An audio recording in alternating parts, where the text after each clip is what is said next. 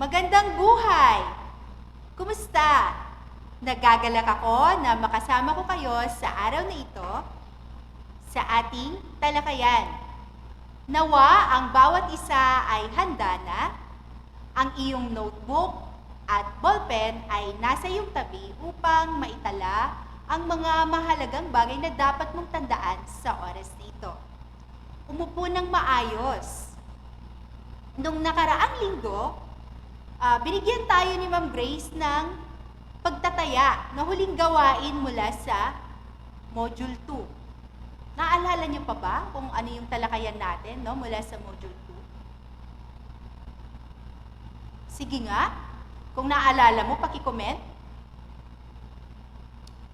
Tama, ito ay talento mo, tuklasin, paunlarin at pagyamanin.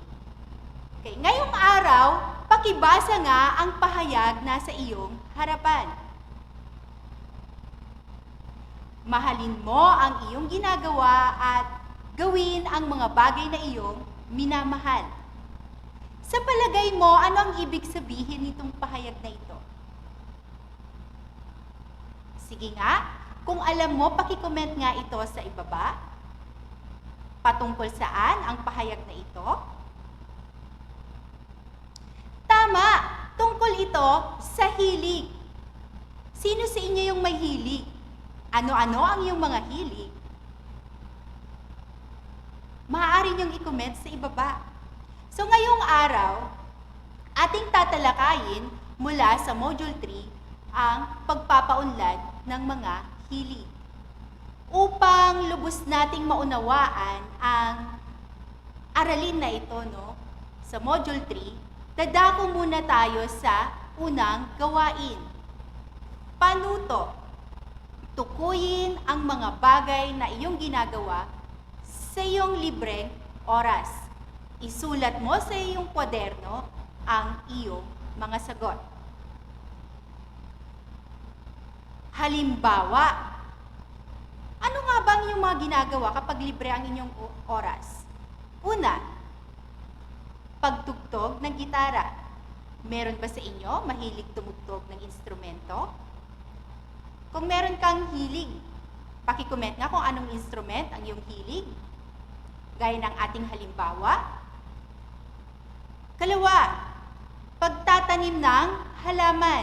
Meron ba sa inyo nakakahiligang gawin ang pagtatanim ng halaman kapag libre ang iyong oras?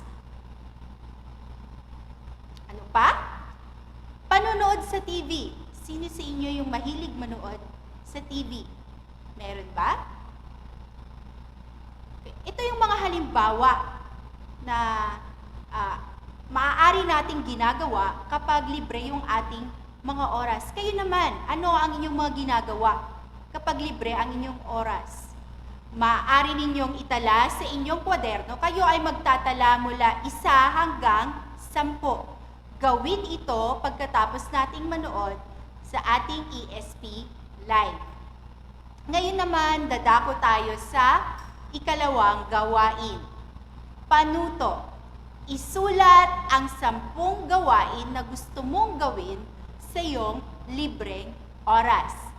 Iranggo mo ito mula sa iyong pinakagusto, ranggo 1, hanggang sa pinakahuling gusto, ranggo 10. Maaring ginagawa mo ito sa bahay, sa paaralan, o sa pamayanan. So una, mga gawain. So halimbawa, ano ba yung mga gawain na inyong ginagawa kapag libre ang inyong oras? Pagtugtog ng gitara? Ano pa? Maaaring piano? Di kaya drums? Ano pa? Pag-aalaga ng aso? Panunood sa TV? Ngayon, pagkatapos mong makapagtala ng 10, iraranggo natin ito. Halimbawa, ang una ay ang panunood sa TV.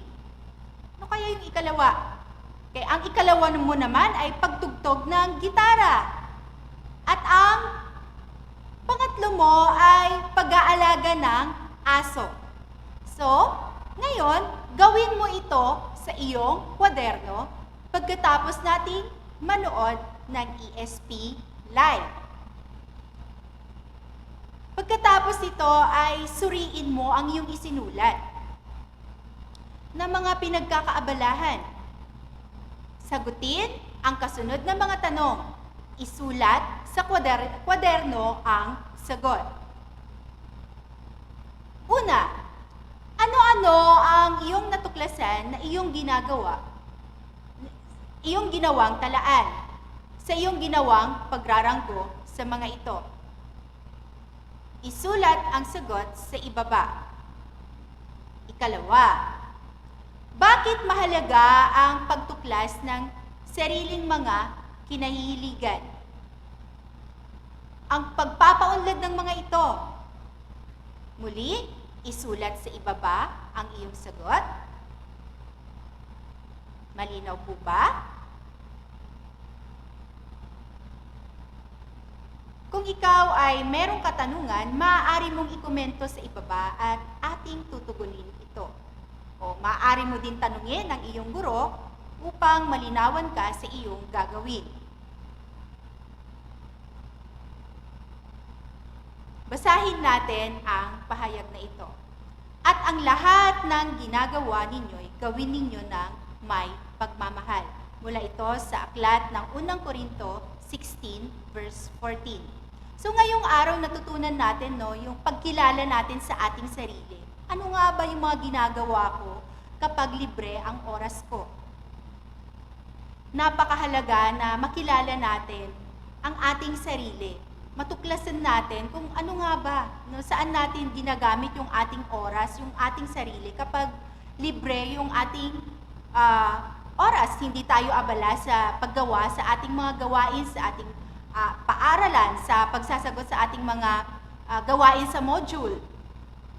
Kapag wala naman tayong ginagawa ng gawaing bahay, ano yung mga ginagawa natin?